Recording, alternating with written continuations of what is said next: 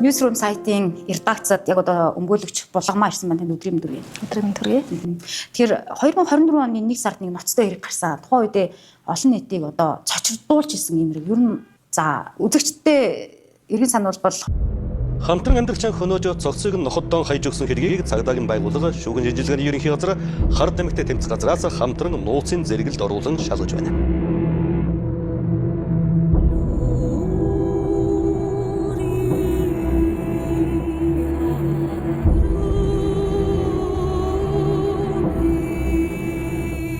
Мөрдөн шалах ажиллагаагаар иргэн цээтэй хамтран амьдарч байсан Б гэгч нь олон тооны нохоо тэжээдэг байсан нөхцөл байдал бол тогтоогдож байгаа. За ингээд энэ процесс 3 шатны шүүхээр ороод хохирогчийн арга ирийн зүгээс маш их сэтгэлсэн намын хохирол хүний алдаа зогсохгүй хохирсон дээр хохирсон юм ноцтой хэрэг гарсан. За энэ хэрэг дээр бол өмгөөлөгч булгамаа тууштай ажиллаж за хэргийг нөгөө шүүх хурал дээр нь очиж суусан үдсэн үний хувьд бол маш ур чадвартай ажилласан гэдэг би бол бодсон. Тэгээд удаа л хүсэлт тавьсны эцэст өнөөдөр ямар тач зарим мэдээллийг хэм хэмжээнд нь авахаар бол зөвшөөрөл аваад сууж байгаа. Улсын дээд шүүхийн тогтоол сайт дээр орсон байна. Тэгэхээр хоёлаа боломжит хэмжээнд нь сэрэмжлүүлэх зорилгоор энэхүү ярилцлага авчилсан. Ер нь энэ бол өмнө нь таавал ноцтой эргүүд дээр ажиллаж байсан. Гэхдээ арайчиг бас ийм хар тамхины хэрэгтэй, хүн амны хэрэгтэй, хүн амны хэрэг бүр ийм ноцтой хэмжээний хэрэг бол цөөхөн байсан баха. Энэ ер нь энэ хэргийн процесс үргэлжлэх хугацаанд ер нь танд ч тэр хохирч арга гэртч тэр маш хэцүү цаг хугацаа өнгөрсөн баг. Ер нь энэ талаар эхлээд байлаа. Тавчхан мэдээлэл. Хуурд хожид гарч байгаагүй онц ноцтой гэмт хэрэг 30 гаруйхан настай үзэсгэлэнтэй маш царайлаг юм өсгөө байсан. Тэгээд хамтран амьдарч байсан хүний тухайд бол бас өндөр боловсролтой бас чамгүй одоо ажил хийж байсан. Бас тодорхой орлоготой, өөрт нь хайртай сэтгэлтэй гэж гэр бүлд нь ээжд нь гэр орныхонд нь очиж илэрхийлж одоо хамтдаа бид амьдрнаа гэж гуйж авч усан хүргэнийг нэг л өдөр охиныхон амийг авчин гэж яасан хөвд. Тэгээд сургуу болсонтой холбоотойгоор ер нь бол би бас энд хоёр зүйлийг онцлие. Нэгдүгээрт нь манай мөрдөх байгууллага буюу Улсын мөрдөн байцаах газар онцгонд гэмтэх хэрэгтэй тэмцэлтээс ажлын хэсэг гаргаж маш шуурхай ажилласан. Маш сайн ажилласны үр дүнд энэ хэргийг илрүүлсэн. Яагадгүй л энэ хэрэгт холбогдсон хүн бол би ерөөсөө мэдэхгүй байна. Яагадгүй би мансуурсан байсан санахгүй байна. Би талигачтай хайртай штэ гэдэг л үг хэлдэг. Ийм байдлаар энэ хэрэг одоо өрнөж эхэлсэн байдаг. Тэгээд хэргийн газраас хэрэг хүчлийн газар 100 тонны яс хов хоосон гавлын яс болцсон. Хизээч ар гэрийнхэнд нь тийм ээ охиных нь гавлын ясыг төмбөшний тавир дээр тавьсан байна гэж санаанд буухгүй штэ. Тэгээ хов хоосон хойхч байхгүй болсон гавлын ясыг хүлээж авсан ээж ихч дүүсэд ямар ах вэ? Нотлох харимттай танилцах гэсэн тэгээ хойлосны төлөөлөгч ихчтэй цаг орж хэргийн материал танилцдаг. Бид байдал бичээд ирэхэд ээж нь болоод сольсон. Хойлосны төлөөлөгчөөр өндөр настай ээж нь энэ бүхнийг тавж гарч чадахгүй байна. Ер нь боддоо төрсөн гарсан тэр цэцэг цэврээ болсон охиныхоо бүтэн бүлээн биеийг биш хэдхэн тооны ясыг олж харна гэдэг бол энэ хорвоод их хүний хувьд бол нүүр болох зүйл биш шүү дээ. Тийм учраас магадгүй бол даралтны хэсэг зүрхэн хаах асар эрсдлүүд бол байсан тул эгчийг нь хойлосны төлөөлөгчөөр сольж хэргийн процесс ажиллагаа цааш үргэлжлүүлсэн. Тэгээ төрсөн ээжээс нь бол манай шүүх эмнэлгийн байгууллага бол үнэхээр сайжилт юм билээ. ДНК-г олон төрлийн шинжилгээ авсан. Шүүд, шүүлс, үс гэд маш олон төрлөөр одоо маш олон шинжилгээний дүгнэлтүүдийг хийжээж үнэхээр хохирогч төрсөн охин хүн байна гэдэг тогтоосон байдаг. Зөвхөн шүүх эмнэлгийн олон төрлийн тэр шинжилгээнүүд гэхэд 70 гаруй төрлийн шинжээчийн дүгнэлт тусгай мэргэжлийн субъектуудын дүгнэлт байсан гэдэг. Бодтоо. Тэгээд мөрдөн шалах ажиллагаа шуурхай явсны үр дүнд үнэхээр мөн байна гэдгийг тогтоосон. Тэгээд энэ бүхнээс харахад бол би хэргийн нарийн нууцыг бол ярих нь хуулиар хориотой. Гэхдээ би болгоомжлуулж хэдэн зүйлийг хэлмээр байна. Энэ бол хар тамхины хор уршиг. Би Монголоос бол одоо залуучууд тийм ээ ялангуяа өсвөр насны хүртэл сонирхож энэ хар тамхи гэдэг зүйлийг хэрэгэлдэг. Энэ байдалд онцгой төрлийн бодлогын түвшинд анхаарах ёстой. Хар тамхи хэрэглэс байнгын хэрэглээ болгож хэрэгэлдэг байдал нь өөрийгөө удирдах чадваргүй болгож ийм нөхцөл байдал үүс. Нэг л өдөр хайртай ханыгаа байхгүй болгоцсон ийм нөхцөл байдал бий болж байгаа. За хоёр дахь одоо гол зүйл гэхээр гэр бүлийн хүчирхийлэл далд хэлбэрээр урт хугацаанд үлдэгдэж байсныг анхан болон давзаалгачны шүүхээс гадна улсын дээд шүүх тогтоосон Ирчүүдийн үндслэлтэй байна гэдгийг нь өөрөөр хэлбэл ээж нь нар гэрийнх нь нэгч дүүс нь гэрүүлийнх нь хүмүүс араас нь ярахаар вакуум сургалзан суух гэж нууц холбогдохгүй шүү ярих боломжгүй байна. Эсвэл Facebook чатаас нь өмнөөс нь одоо бичээд гэсэн ийм үйл баримтууд бол байдаг. Тэгэхээр эндээс би юу гэж хэлэх гэж байгаа юм гэхээр ер нь бол одоо гэрүүлийн хүчирхийлэлд өртөөд хин нэгний дарамт шахалтанд те хин нэгний үйл хөдлөлийг дагаж тэдний хараа хяналт үг хэлээр яваад байгаа хүмүүсийн тухайд ар гэртээ гэрүүлийн хүчирхийлэлд өртөөд байна хань ижлийнхаа дарамтанд байна гэдгийг илэрхийлдэхгүй бүсгүүчүүд олон байдаг. Аль болох нуудаг. Ягаад гэвэл энэ миний сонгосон хайр, миний сонгосон амьдрал гэж тий цодордог байх гэж. Нөгөө төгөөр засарч байгаа. Хоёрдугаарт нь ээжигээ гэр бүлийнхнийгаа санааг нь цаваагаад яах юм? Би бол хайртай юм чинь хайрынхаа одоо энэ янз бүрийн харилцаа хандлагыг уучлна. Гэрийнхэнтэй хэлжүүл тэд маань хизээж уучлахгүй гэдэг байдлаар зовлонгоо нууж явдаг, бэрхшээлээ нууж явдаг олон бүсгүүчүүд байдаг. Тэдний л нэг байсан охирогч. Тэгээд өмнөөс нь бол одоо ингээд ярих нээжээ эргээд яриа да. Одоохондоо завгүй байна, нохоогоо хооллох гэж ийм ажилтай, тийм ажилтай гэж ийм байдлаар ханддаг байсан байдаг. Тэгэхээр гэр бүлийн хүчирхийлэл үлдэж бие махбодд нь алдчихсан холбогдох нотлох харамтуудаар бүгдээрээ тогтоогдсон байдаг.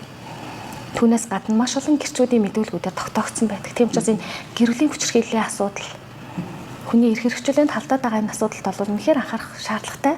Тэгээд би бас таны өр хүүхэд те гэр бүлийн хүчирхийлэл үлдэж байх вэ өөрөө тийм ээ эсвэл хин нэгний хүчирхийлэлд өртөж байх вэ анхаарал тавьж байгаараа гэдэг би бас энэ хэргийг сургамж олгож олон нийт хэлье гэж бодож байгаа. Энэ хэрэг ингээд нөгөө жил гаруй үргэлжлээд ар гэрийнхэн ч тэр одоо хэрэг дээр ажиллаж байсан өмгөөлөгчдийн баг бүрэлдэхүүнч тэр нэлээд том сорилттой юм хэцүү цаг хугацааг өнгөрүүлсэн гэж бол ойлгож байгаа. Ар гэрийнхний зүгээс нөгөө мэдэрсэн нэг зүйл нөгөө хэрэг бол хиллээр засагдсан байсан шүү дээ тий. Үүнтэй зэрэгцээд нөгөө хохирогчийг хохироодог чичилдэг нэг юм нийгэмд байгаад идэг шүү дээ. Хохироод амнасаа алдчихлаа. Хохироод эрүүл мэндээр хохирчлоо ч юм нэгд хохирцсан тий. Ингээ хохироод явж байхад нэмж хохироогоод олон нийт ингээд хуруу гараараа чичилдэг. Тэгээд тэр хүүхдээ харахгүй яасан юм хар тамхичин байсан юм биш үү гэх мэт комментууд. Тэгээд тэр чинь нөгөө ард нь хүнээ алдчихад байж байгаа энэ гэр бүлийн хүнд хэцүү байдлыг улгал дордуусан дээр нь дордуулж хохироосон дээр нь хохироож байгаа. Нэг юм үйл хөдлөл байд юм нөхцөл байдал харагдаад байсан. Та бол яг энэ тэр хүмүүсийн зовлон шаналлыг нь ойроос харсны хувьд олон нийтэд хандаж энэ дэр ямар нэг зүйл хийж болох одоо нөгөө хохирчлоо энэ хүн ингээд тэгж яхад л очирт үеийн 13 настай охины жишээн дээр ч харагдчихсан тий. Хохирогчийг л яллаад идэг. Ер нь энэ сэтгэх өөрөө зөв зүйл биш баг тий. Гэмт хэрэг гарсны дараа нийгэмд гэмт хэргийн хохирогч болсон хохирогчийг илүү сонирхож олон талаас нь бичдэг энэ хандлага бол үнэхээр газар авч аваад би хуульчийн хувьд сэтгэл эмзэглэж явдаг. Тэг өөрөө л одоо буруутай юм биш үү тий? Эсвэл ар гэрийнх нь хүй хайг байн бай ярьж авахгүй яасан юм бэ гэдэг ч юм уу тий? Яах гэж юм юмдаа суулгасан юм бэ гэдэг ч юм уу. Хин хизээ нэг өдөр амь насыг хороочно гэж бодох юм бэ тий? Гадаад хэл остоо өндөр боловсралтай залуу ирээд охин үрдэж хайртай юм аа гэд байнга анхаарал тавьдаг эргэж тойрдог ийм залуу та амьдэрсэн. Тэг яг энэ цаг мөчтэй холбогдуулна ер нь охирогчийн ар гэрийнхнаас ярилцлага авъя. Эсвэл одоо энэ талаар яриач. Охирогч ямар охин байсан тухай зургийг нөгөөч айгүй үзэсгэлэнтэй гоё охин байсан гэсэн гих мэтлэн одоо хандсан субъектууд маш олон байдаг. Энэ хэрэг дээр ажиллаж байгаа өмгөөлөгчийн надын хувьд ч гэсэн ярилцлага өгөөж тагаж хандсан маш олон хүмүүс байдаг. Тэгээд бидэнд энэ бүхэн эсрэгээрээ үнэхээр хүнд байсан. Би бол мэдээж хэрэгний шийдвэрлэх ажиллагаа дуустал би ярилцлага өгөх боломжгүй юм аа хуулаараа гэд эвтэх ойлгол айлчид бас учиртай байгаа. Ар гэрийнхний хувьд анхаарал тавьж байгаа юм шиг сарайлаад байн ингээд хин нэгэ холбогдох нь бол асар хүнд байсан шүү. Дээрээс нь ер нь бол бас бидний хувьд бол бас хуульчаас ажиллагаас гадна бас сэтгэл зүйчийн ажил давхар хийгээд байгаа юм шиг байдаг. Тэгээд битгий комент уншаараа, битгий мэдээлэл хараараа гих боловч л харчихсан. Өөрийн үр хүүхэд штэ тий. Өөрн одоо чангаагаад би өөр ирэхгүй олон харчлаа тийм комментыг ингэж бичсэн байна гэдэг. Тэг маш их сэтгэл зүйн хувьд ар гэр бүл ах トゥ төрөлдүүлсэн хүн дээр туссан нэг зүйл байна. Тэр нэг подкаст нэвтрүүлэг. Бүр болоогүй үйл явдлыг болсон мэтэр хэргийн өмгийг ярьсан явдал бол асар хүнд туссан.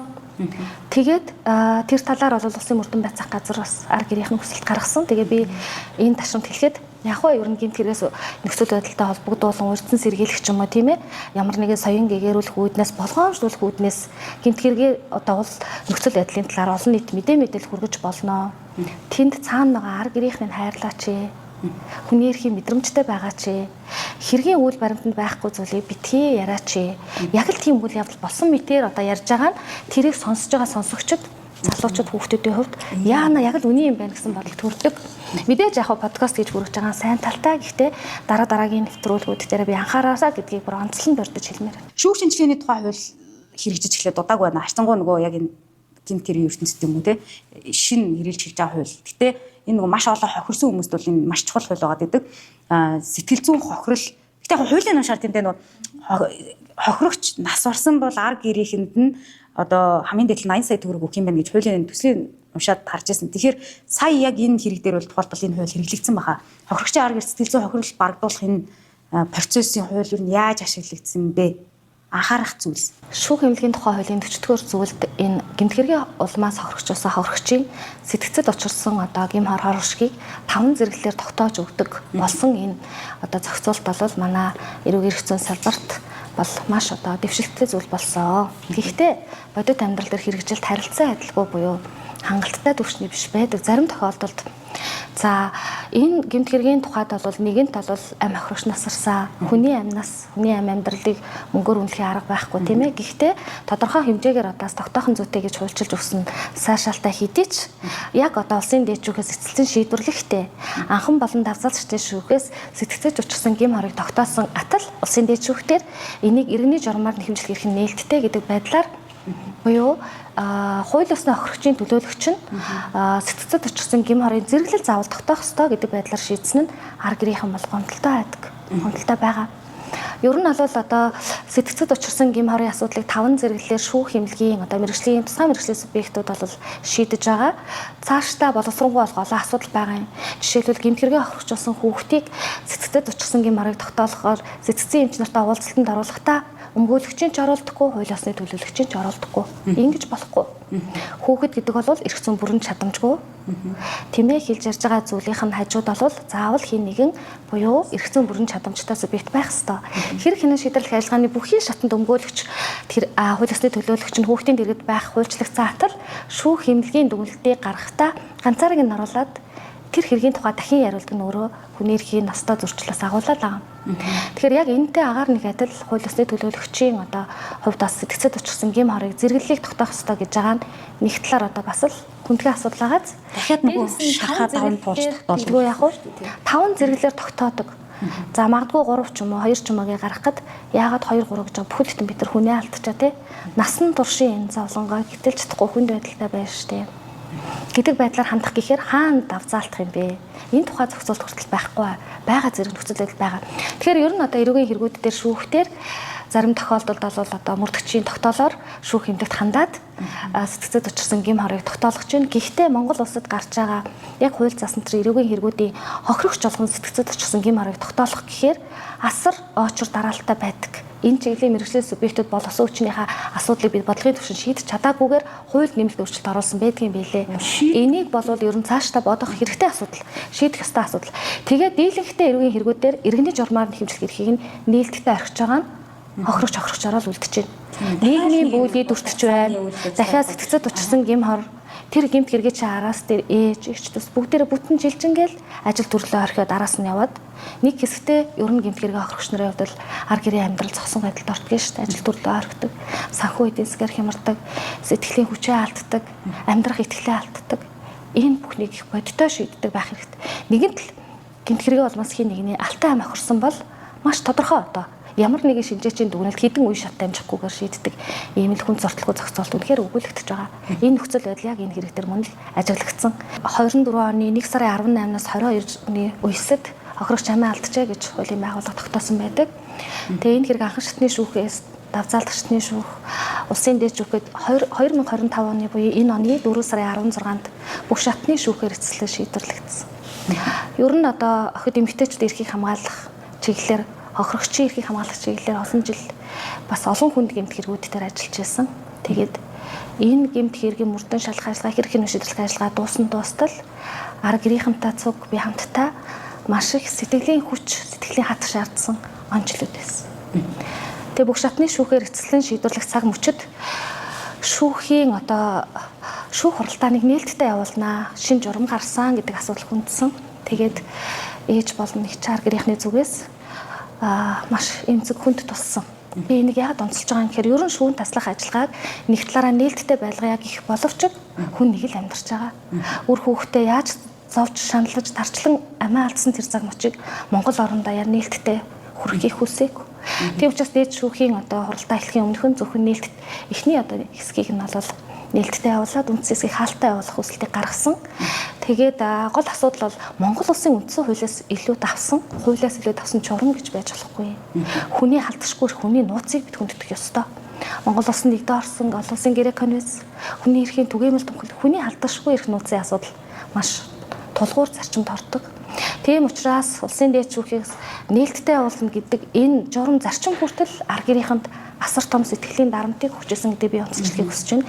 Ингээд улсын дээд шүүхийн бүрэлдэхүүн бол бас үндслийг хүслийг хүлээж аваад үндсэлтэй байна гэдэг та байдлаар одоо хүлээж авч үндсэн гол хэсэг бол хаалттай байдлаар аваад за хурлын шийдвэрийг бол нээлттэй байдлаар танилцуулсан. Дашран бас нэг зүйлийг хийлээ. Хохирогчийн арга гэрийнхний зүгээс өндөр настай ээжийн зүгээс охинтой намдарчилсан тэр залуугаас түүний арга гэрийнхнээс уучлаарай гэдэг үгийг гэмт хэрэг гарсан цаг мөчөөс өнөөдөр хүртэл хүсүүлж байгаа. Уучлаарай гэдэг үг ямар их үнцэнтэйгээс санана.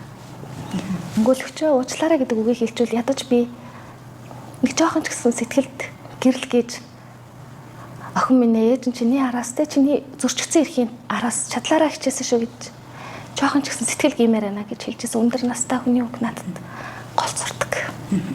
Уучлаарай гэдэг үгийг би дахин хэлье. Маш их хүлээж байгаа, хүлээсэн. Тэгээ нэгд энэ гэмт хэрэг талбарцсан хүний тухай ч гэсэн бас гэр бүлтэй аавтай эгчтэй дүүстэй бас бүтэн бүлийн айлын хүүхэд бас ядаж хүн ёсоор хандчихгүй дээ гэж би дотроо бодсон. Тэгээ энэ дашрамд хэлэхэд ер нь альва гэмт хэргийн ард санамсар болгоомжгүй янз бүрийн нөхцөл байдал байсан ч гэсэн хохирогчийн арга гэр сэтгэлийн дэм үзүүлчдэг байгаараа хин нэг юм уучлаарай гэдэг хүнд итгэл найдвар амьдралыг биелүүлдэг шүү. Тийм учраас яг энэ кейсийн тухайд өнөөдрийн хүртэл намайг уучлаарай гэдэг үгийг маш их хүлээсэн. Арга гэрээхний зүгээс тийм. Тэгвэл Монгол улсын 3 шатны шүүх үнэхээр энэ хүн бол гимбуруутай байна. Олон талын нотлох баримтаар тогтоогдсон байна гэж төрийн шүүх шийдсэн. Гэхдээ хүн дотроо жоохон ч гэсэн сэтгэлийн уучлалыг хүлээдэг, жоохон ч гэсэн итгэлийг артаа хүлээж идэг юм билээ. За баярлалаа.